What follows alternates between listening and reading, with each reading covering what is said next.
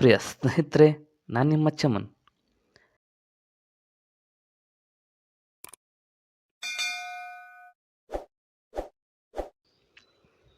ಇವತ್ತಿನ ದಿವಸ ನಾವು ತಿಳಿದುಕೊಳ್ಳುತ್ತಿರುವ ಮಾಹಿತಿ ಯಾವುದಂದರೆ, ನ್ಯೂ ರೇಷನ್ ಕಾರ್ಡ್ ಅಪ್ಲಿಕೇಶನ್. ಸರ್ಕಾರದಿಂದ ಗುಡ್ ನ್ಯೂಸ್. ಯಾವಾಗ ಸಿಗುತ್ತೆ ನ್ಯೂ ರೇಷನ್ ಕಾರ್ಡ್ ಅಪ್ಲಿಕೇಶನ್, ಯಾವಾಗ ಆರಂಭವಾಗುತ್ತೆ ಎಂಬುದರ ಮಾಹಿತಿ ಇಲ್ಲಿದೆ. ಅರ್ಜಿದಾರರಿಗೆ ಹೊಸ ರೇಷನ್ ಕಾರ್ಡ್ ಯಾವಾಗ ಸಿಗುತ್ತೆ? ಇಲ್ಲಿದೆ ಮಹತ್ವದ ಮಾಹಿತಿ. New APL BPL ration card application. New APL BPL ration card application ಹಲವು ವರ್ಷಗಳಿಂದ ಅರ್ಜಿದಾರರಿಗೆ ಹೊಸ ಪಡಿತರ ಚೀಟಿ ಸಿಗದೆ ಲಕ್ಷಾಂತರ ಜನ ಪರಿತಪಿಸುತ್ತಿದ್ದಾರೆ. ಹಾಗಾದರೆ ಇವರಿಗೆಲ್ಲ ಹೊಸ ರೇಷನ್ ಕಾರ್ಡ್ ಯಾವಾಗ ಸಿಗಲಿದೆ? ಈ ವಿಳಂಬಕ್ಕೆ ಕಾರಣವೇನು? ರೇಷನ್ ಕಾರ್ಡ್ ಸಿಗದೆ ಬಡ ಜನರಿಗೆ ಆಗುತ್ತಿರುವ ತೊಂದರೆಗಳೇನು? ಇತ್ಯಾದಿ ಸಮಗ್ರ ಮಾಹಿತಿ ಇಲ್ಲಿದೆ. ಇತ್ಯಾದಿ ಸಮಗ್ರ ಮಾಹಿತಿ ಈ ವಿಡಿಯೋದಲ್ಲಿದೆ.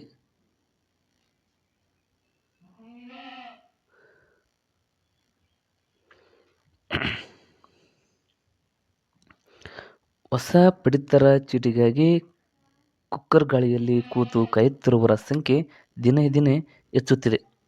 ಲಕ್ಷಾಂತರ ಜನರ ಅರ್ಜಿಗಳಿಗೆ ಸದ್ಗತಿ ಸಿಗುತ್ತಿಲ್ಲ. ಹೊಸ ರೇಷನ್ ಕಾರ್ಡ್ ಅರ್ಜಿ ಸಲ್ಲಿಕೆಗೂ ಅವಕಾಶ ಸಿಗುತ್ತಿಲ್ಲ. ಸರ್ಕಾರ ಇಂದೋ ನಾಳೆಯೋ ನಮಗೆ ಪಡಿತರ ಚೀಟಿ ವಿತರಿಸಲಿದೆ ಅಥವಾ ಹೊಸ ಅರ್ಜಿ ಅವಕಾಶ ಕಲ್ಪಿಸಲಿದೆ ಎಂದು ಕಾಯುತ್ತಿರುವ ಅರ್ಜಿದಾರರ ಏಕೈಕ ಪ್ರಶ್ನೆ, ನಮಗೆ ಹೊಸ ಪಡಿತರ ಚೀಟಿ ಯಾವಾಗ ಸಿಗುತ್ತದೆ ಎಂಬುದಾಗಿದೆ. ಇದಕ್ಕೆ ಸರ್ಕಾರ ಅಥವಾ ಆಹಾರ ಇಲಾಖೆಯಲ್ಲೂ ಸೂಕ್ತವಾದ ಉತ್ತರವಿಲ್ಲ. ಹೊಸ ಪಡಿತರ ಕಾರ್ಡಿಗೆ ಅರ್ಜಿ ಸಲ್ಲಿಸಿದವರು ಕಾರ್ಡು ಇಂತಿಷ್ಟೇ ದಿನಕ್ಕೆ ಬರಲಿದೆ ಎಂಬುದನ್ನು ನಿರೀಕ್ಷಿಸಬೇಡಿ ಎಂಬ ಉತ್ತರ ಆಹಾರ ಇಲಾಖೆಯ ಮೂಲಗಳಿಂದ ಸಿಗುತ್ತದೆ. ವರ್ಷಗಳ ಹಿಂದೆಯೇ ಹೊಸ ಪಡಿತರ ಚೀಟಿಗೆಂದು ಅರ್ಜಿ ಸಲ್ಲಿಸಿ ಕಾಯುತ್ತಿರುವ ಲಕ್ಷಾಂತರ ಮಂದಿಗೆ ಇವರಿಗೂ ಪಡಿತರ ಚೀಟಿ ಸಿಕ್ಕಿಲ್ಲ. ಇನ್ನು ಹೊಸದಾಗಿ ಅರ್ಜಿ ಸಲ್ಲಿಸಿದವರ ಪಾಡು ಏನು ಎಂಬ ಅಸಮಾಧಾನ ವ್ಯಕ್ತವಾಗುತ್ತಿದೆ.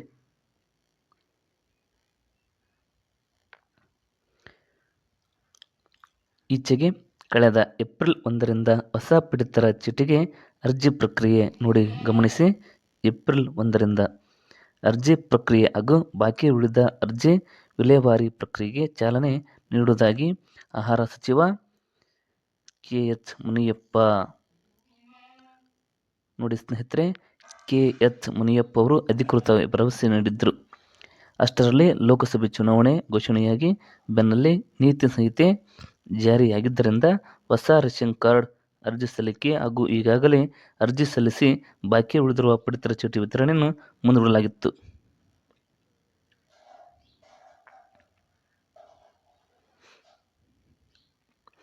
ಹಲವು ವರ್ಷಗಳಿಂದ ಪರದಾಟ. 2017ರಲ್ಲಿ ರಾಜ್ಯದಲ್ಲಿ ಅನರ್ಹರು ಪಡೆದಿದ್ದ ರೇಷನ್ ಕಾರ್ಡ್ಗಳನ್ನು ರದ್ದುಗೊಳಿಸಲು ಆಹಾರ ಇಲಾಖೆ ಹೊಸ ಅರ್ಜಿಗಳ ವಿಲೇವಾರಿಗೆ ತಡೆ ಹಿಡಿಯಲಾಗಿತ್ತು. ಮಾತ್ರವಲ್ಲ, eKYC ಮಾಡಿಸುವುದನ್ನು ಕಡ್ಡಾಯಗೊಳಿಸಲಾಗಿತ್ತು. ಅನಂತರ 2019-20 ಸಾಲಿನಲ್ಲಿ ಕೋವಿಡ್ ಸಾಂಕ್ರಾಮಿಕ ಹಾವಳಿಯ ಹಿನ್ನೆಲೆ ರೇಷನ್ ಕಾರ್ಡ್ ವಿತರಣೆ ಸ್ಥಗಿತಗೊಂಡಿತ್ತು.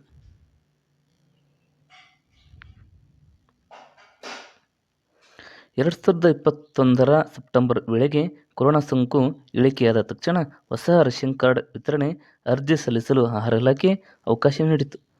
ಕೊರೋನಾ 3ನೇ ಅಲೆಯು ಹೆಚ್ಚು ಬಾಧಿಸದ ಕಾರಣ ಪಡಿತರ ಚೀಟಿ ಹಂಚಿಕೆ ಮುಂದುವರಿಸಲಾಗಿತ್ತು. ಆದರೆ ಅನರ್ಹ ಅಕ್ರಮ ರೇಷನ್ ಕಾರ್ಡ್ ತನಿಖೆಯ ಕಾರಣಕ್ಕೆ ನಿಗದಿತ ಸಮಯಕ್ಕೆ ಹೊಸ ರೇಷನ್ ಕಾರ್ಡ್ ಸಿಗಲಿಲ್ಲ.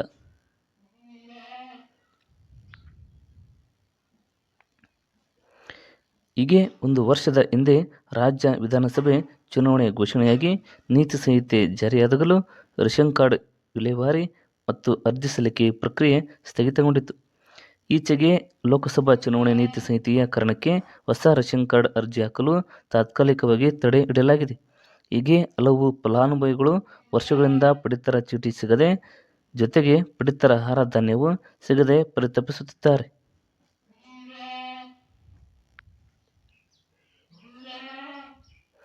ಸರ್ಕಾರಿ ಸವಲತ್ತುಗಳಿಂದ ವಂಚಿತರು. ಅರ್ಜಿದಾರರಿಗೆ ಪಡಿತರ ಚೀಟಿ ಸಿಗದೇ ಇದ್ದ ಕಾರಣಕ್ಕೆ ಬಡ ಜನರು ಪಡಿತರ ಆಹಾರ ಧಾನ್ಯ ಪಡೆಯಲು ಸಾಧ್ಯವಾಗುತ್ತಿಲ್ಲ. ಆಸ್ಪತ್ರೆಯಿಂದ ಸರ್ಕಾರಿ ಸೌಲಭ್ಯ ಪಡೆಯಲು ಆಧಾರ್ ಕಾರ್ಡ್, ಆರೋಗ್ಯ ಭಾರತ್ ಕಾರ್ಡ್ ಮಾಡಿಸಲು, ಆದಾಯ ಮತ್ತು ಜಾತಿ ಪ್ರಮಾಣ ಪತ್ರ, ನಿವಾಸ ಪ್ರಮಾಣ ಪತ್ರ, ಚಾಲಕರ ಪರವಾಗಿ ಪಾನ್ ಕಾರ್ಡ್ ಇತ್ಯಾದಿಗಳಿಗೆ ಅರ್ಜಿ ಸಲ್ಲಿಸುವಾಗ ರೇಷನ್ ಕಾರ್ಡ್ ಒಂದು ಪ್ರಮುಖ ದಾಖಲೆಯಾಗಿದೆ. ಹಾಗಾದರೆ ಸಕಾಲದಲ್ಲಿ ರೇಷನ್ ಕಾರ್ಡ್ ಸಿಗದ ಕಾರಣ ಹಲವು ಸರ್ಕಾರಿ ಸವಲತ್ತುಗಳನ್ನು ಪಡೆಯಲು ಸಾಧ್ಯವಾಗುತ್ತಿಲ್ಲ.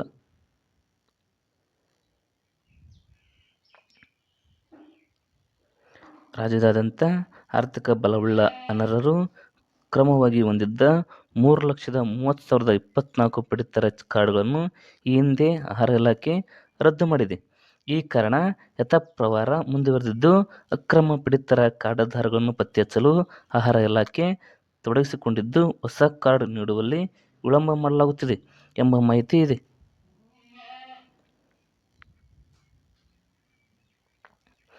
ಲಕ್ಷ ಅರ್ಜಿಗಳು ಬಾಕಿ.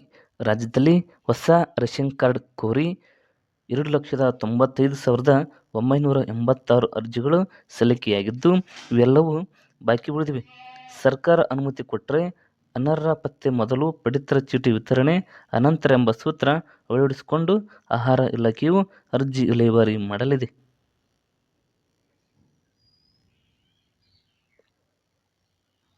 ಈಗಾಗಲೇ ರೇಷನ್ ಕಾರ್ಡಿನಲ್ಲಿ ಹೆಸರು ಬದಲಾವಣೆ, ಹೊಸ ಹೆಸರು ಸೇರ್ಪಡೆ, ಮೃತಪಟ್ಟವರ ಹೆಸರು ತೆಗೆದುಹಾಕುವುದು, ಬೇರೆ ಬೇರೆ ಜಿಲ್ಲೆಗಳಿಗೆ ವರ್ಗಾವಣೆ ಹಾಗೂ ವಿಳಾಸ ಪರಿಷ್ಕರಣೆ ಸೇರಿದಂತೆ ಹಲವು ತಿದ್ದುಪಡಿಗೆ ಆಹಾರ ಇಲಾಖೆ ಅವಕಾಶ ಕೊಟ್ಟಿದೆ.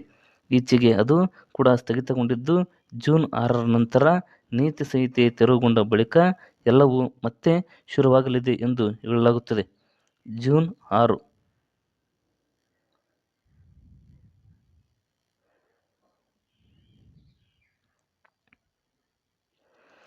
ಅರ್ಜಿ ಸಲ್ಲಿಕೆಗೆ ಬೇಕಾಗುವ ದಾಖಲಾತಿಗಳ್ಯಾವು? ಆನ್ಲೈನ್ ಮೂಲಕವೇ ಹೊಸ ರೇಷನ್ ಕಾರ್ಡ್ಗೆ ಅರ್ಜಿ ಸಲ್ಲಿಸಲು ಅವಕಾಶವಿದೆ.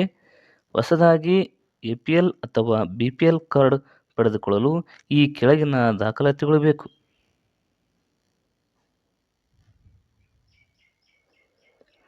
ಮೊದಲಿಗೆ ವಾಸಸ್ಥಳದ ಪುರಾವೆ, ವೋಟರ್ ಐಡಿ, ಆಧಾರ್ ಕಾರ್ಡ್ ಇದರಲ್ಲಿ ಒಂದು, ಕುಟುಂಬದ ಆದಾಯ ಪ್ರಮಾಣ ಪತ್ರ, ನಂತರ ಇತ್ತೀಚಿನ ಪಾಸ್ಪೋರ್ಟ್ ಗಾತ್ರದ ಭಾವಚಿತ್ರಗಳು, ಮೊಬೈಲ್ ಸಂಖ್ಯೆ ಅಥವಾ ಇಮೇಲ್ ಐಡಿ, ವಾರ್ಡ್ ಕೌನ್ಸಿಲ್ ನೀಡಿದ ಸ್ವಯಂ ಘೋಷಣಾ ಪ್ರಮಾಣ ಪತ್ರ, ಪಂಚಾಯಿತಿಯಲ್ಲಿ ನೀಡುತ್ತಾರೆ.